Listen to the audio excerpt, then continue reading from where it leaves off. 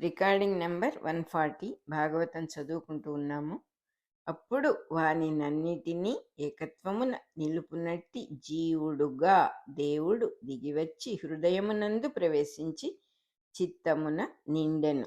అప్పుడు విరాట్ పురుషుడు జలములలో వ్యక్తమైన బ్రహ్మాండమున నిలిచి సృష్టి కార్యమునకు తన ప్రవర్తన చూపెను. అంతకుముందు నిద్రించుచున్న వాని శరీరమునందలి భాగముల వలె అవయవములు వ్యర్థములై ఉండెను. మెలకువ వచ్చినట్లు క్షేత్రజ్ఞుడు ప్రవేశించిన క్షణము నుండి అన్ని దేహ భాగములను పనిచేయుటను ఆరంభించెను.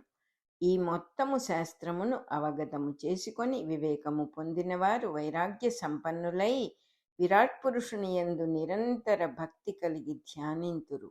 దానితో ప్రకృతి పురుషుల వివేకము కలుగును. తమలోని పురుషుడు ప్రకృతికి అతీతుడగును. మోక్షస్థితి సిద్ధించును. ఈ వివేకము లేనిచో పురుషునకు ప్రకృతితో సంబంధము కలిగి సంసార బంధము పుట్టును.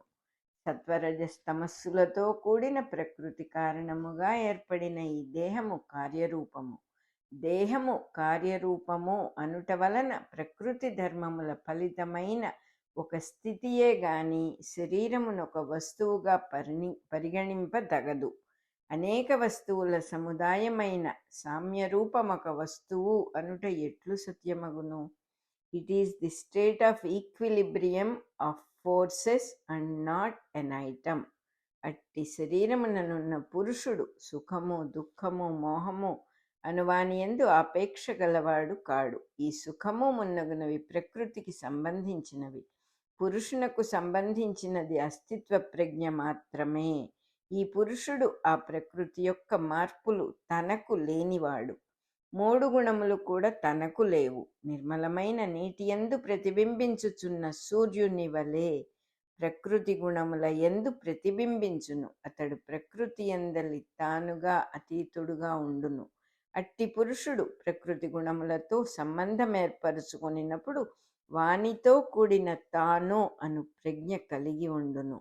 ఈ ప్రజ్ఞ అహంకారము అనబడును. అహంకారము చేత పురుషుని ప్రజ్ఞ మరుగుపడి మోహము కలుగును. అట్టి స్థితిలో ఈ పనులన్నిటినీ నేనే చేయుచున్నాను అని నమ్మును. దానితో ప్రకృతి యొక్క దోషములు అంటును. ఈ దోషముల వలన చేయబడుచున్న కర్మల సంస్కారములు అంటును. వీనినే వాసనలు అందురు. వీని ప్రభావమున ఆయా కర్మలకు తగినట్లు దేవతగనో మానవుడుగనో జంతువుగనో గర్భమున పడును. ఏదో ఒక రూపమున జన్మించి సంసారమున చెరించును. ఇంద్రియములకు గోచరించిన విషయముల యందు ధ్యానము నిలుచును. స్వప్నమునందు తిరుగుచున్న వాని వలె అస్తిత్వము లేని తన భావ పరంపరల జగత్తునందు చెంచల మనస్సుతో చెరించును. ఇట్లు జరగకుండా నివారింపగలుగు ఉపాయము తీవ్రమైన భక్తి యోగము మాత్రమే. మనస్సును మాటిమాటికి భగవంతుని యందు నిలుపుట చేత విషయముల యందు వైరాగ్యము కలుగును. ఈ భక్తి యోగము సుగమముగా నిర్విఘ్నముగా కుదురుటకై యమము నియమము మొదలగు క్రియలను ఆచరించుచు యోగమును అభ్యసింపవలెను. మోక్షము కోరువానికి ఈ సాధన తప్పదు. భగవద్భక్తి లేని యోగాభ్యాసము నిష్ఫలము. భగవద్భక్తిని అభ్యసించు వారికి దాని యందు స్థిరత్వము కలిగించుటకై యోగాభ్యాసము ఉపకరించును. పూర్వము చెప్పబడినట్లు మోక్షముపై కోరిక లేక భగవంతుని సమస్త జీవరాశులలో దర్శించు వారికి మోక్షము మరింత సులభముగా లభించును. అట్లు కాక మోక్షముపై కోరిక కలిగి భగవద్ధ్యానము చేయువారికి తీవ్ర సాధనము కావలెను. అదియునుగాక మోక్షముపై తీవ్రమైన కోరిక కలిగి భక్తి యోగము కన్నా అష్టాంగయోగమునకు ఎక్కువ ప్రాధాన్యమిచ్చు వారికి చాలా తీవ్ర సాధన ఉన్నను పెక్కు జన్మలు పట్టును. సాధనము కూడా కడు కష్టసాధ్యమై అనేక విఘ్నములను ఎదుర్కొనవలసి వచ్చును.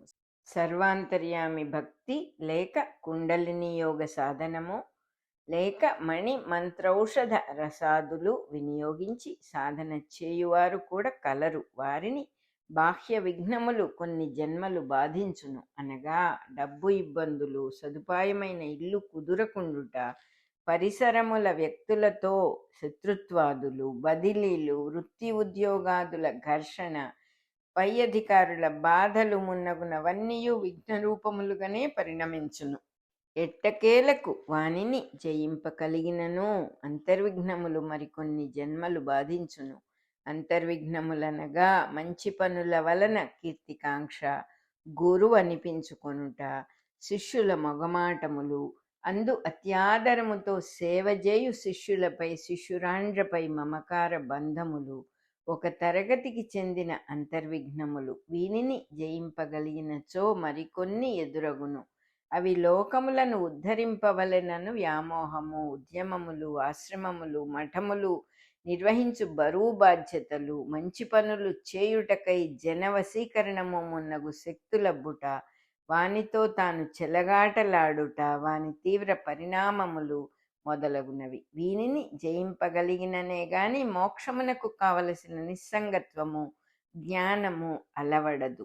సర్వమునందును దైవమును చూచుటతో అభ్యాసము ప్రారంభించిన వానికి మొట్టమొదట వైరాగ్యము అప్రయత్నముగా సిద్ధించును. కనుక సాధనలో అనేక జన్మములు వ్యర్థమగుట ఉండదు. సారాంశమేమనగా భక్తి యోగము కన్నా వేరుగా కేవల యోగ సాధనము క్షేమమైన పద్ధతి కాదు. సాధనకు మొట్టమొదట కావలసినది శ్రద్ధ. ఆరంభించినప్పుడు సాధన ఎంత ఆదరముతో చేయునో అంతే ఆదరముతో 10, 20, 30 సంవత్సరముల తరువాత కూడా చేయుచుండగలిగినచో దానిని శ్రద్ధ అందురు. ఇట్లు చేయుట వలన ఫలితములకై ఎదురు చూడని వైరాగ్యము అప్రయత్నముగా సిద్ధించును. శ్రద్ధ తన స్వరూపమే అనియు దానినెంతగా జీవుడు ఆరాధించునో అంతగా అతడు తన స్థితి చెందుననియు భగవద్గీతలో కృష్ణుడు చెప్పెను. నా ఎందలి భావము సత్యస్వరూపము కావలెను. భగవంతుడున్నాడని నమ్మువారు పలువురున్నారు. నమ్ముట చాలదు. నమ్మిన వారికి కష్టములు రావు అని నమ్మినచో కష్టములు వచ్చినప్పుడు నమ్మకము సడలును. కనుక నమ్ముట కాక నచ్చుట కావలెను. ఇతరులలో దేవుడు అంతర్యామిగా ఉన్నాడు అను అభిప్రాయము తన ప్రవర్తనలోనికి, దినచర్యలో ఇతరులతో పెట్టుకున్న సంబంధములలోనికి దిగినచో నచ్చుట ఏర్పడును. ఇతరులు నచ్చనిచో దేవుడు నచ్చుట ఉండదు. నచ్చిన వారికి దేవుడున్నాడని నమ్ముట కాక తెలియుట జరుగును. అప్పుడు వాని భావము సత్యమగును. శ్రద్ధతో సత్యమైన భావముతో నా పాదములను సేవింపవలెను. నా కథలను వర్ణించుకొనుట యందు సంతోషము చెందవలెను. సర్వజీవుల యందు నేనుంటినని సమబుద్ధి కలుగవలెను. అప్పుడే మహానుభావుల ప్రవర్తనములు మనకు భగవంతుని సత్కథలగును. ఎవరితోనూ శత్రుత్వము పుట్టరాదు. మనము మంచిగా ఉండవచ్చును గాని ఇతరులు మన ఎడల శత్రుత్వము వహించినచో ఏమి చేయవలెను? తమ సాధనము ఇతరుల అభిప్రాయములకు సంబంధించినది కాదు, తన మనస్సునకు సంబంధించినది. తనకు గిట్టని వారని తానెవరినీ తలపకుండుట కావలెను. అట్లున్నచో ఇతరులు బ్రతుకనిత్తురా అను ప్రశ్న తెలివి తక్కువ. ఇతరుల భావములను బట్టి తాను యుక్తిగా మెలగవచ్చును గాని తనకు వారి ఎడల ఏ భావములు కలుగరాదు.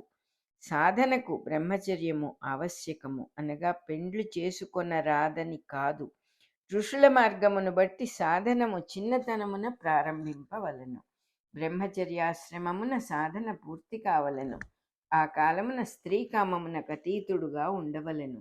స్త్రీలు పురుషుని యందు కామమునకు అతీతులుగా ఉండవలెను. అయినచో చిన్నప్పుడు సాధన చేయక మానిన వారు నడి వయస్సున వివాహమైన వెనుక సాధన చేయవలెనని బుద్ధి పుట్టినచో ఇక ఈ జన్మకు లాభము లేదా? తప్పక ఉన్నది. తన హద్దులలో స్త్రీవాంఛ ఉన్నవాడు గృహస్థాశ్రమ విధి నిర్వహణకై భార్య కోరిక ప్రకారము సంతానము కలిగించి తీరవలెను. దానిని మించి కామము మనస్సున ప్రాధాన్యము వహింపకుండుట కూడా బ్రహ్మచర్యమే. అట్లే ఒక వయస్సు తరువాత భార్యాభర్తలు స్త్రీ పురుష వాంఛకు అతీతులై సహచరులై గృహస్థాశ్రమ విధులను నిర్వర్తించుట కూడా బ్రహ్మచర్యమే. కొందరు రామకృష్ణ పరమహంస మున్నగు మహనీయులు స్త్రీ వాంఛను పూర్తిగా పరిహరించి వర్తించిరి. అట్టిది అందరకు తప్పనిసరియా? కాదు. స్త్రీ వాంఛ కలుగకుండుట వేరు, నియమించుకొనుట వేరు. జీవ పరిణామమున కొన్ని జన్మలలో విశేష పరిణామము కలిగి స్త్రీ పురుష సంబంధమక్కరలేని జన్మలుండును. అట్టి జన్మ సిద్ధించినప్పుడు అప్రయత్నముగానే అతీతత్వము ఆజన్మముగా సిద్ధించును. దానిని చూచి మిగిలిన వారు నోరు నొక్కుకొని దానిని బ్రహ్మచర్యము అనరాదు. మనస్సు బ్రహ్మయందు చరించుట బ్రహ్మచర్యము. అది అలవడిన కొలదియు స్త్రీ పురుష వాంఛ తొలగిపోవుట సత్యము. అంతేకాని అణుచుకొనుట సత్యమార్గము కాదు. స్వచ్ఛందమైన పశుకామ ప్రవృత్తి వలన ఎంత నష్టమున్నదో కామమును అణుచుకొనుట వలన కూడా అంత నష్టమున్నది. ప్రాణమయ కోశమునందు కల్లోలము పుట్టి ప్రాణప్రసారము యొక్క సామ్యము చెడిపోయి దేహావయవములలో శక్తి స్తంభనము జరిగి శక్తి గ్రంథులేర్పడి ఆయా ప్రదేశములు వ్యాధిగ్రస్తములగును. తత్ఫలితముగా మానసిక వ్యాధి గాని క్యాన్సర్ వ్యాధి గాని కలుగును. సారాంశమేమనగా బ్రహ్మచర్యాశ్రమమునందు పూర్తిగా నిష్కామ జీవనము, గృహస్థాశ్రమమునందు సంతతి కొరకై సంయమనముతో కూడిన కామ ప్రవృత్తి, అటుపైన కామమునకతీతమైన దాంపత్య సహజీవనము ఋషుల మార్గమునకు సరిపడును. మన రికార్డింగ్ నంబర్ 140 అయిపోయింది.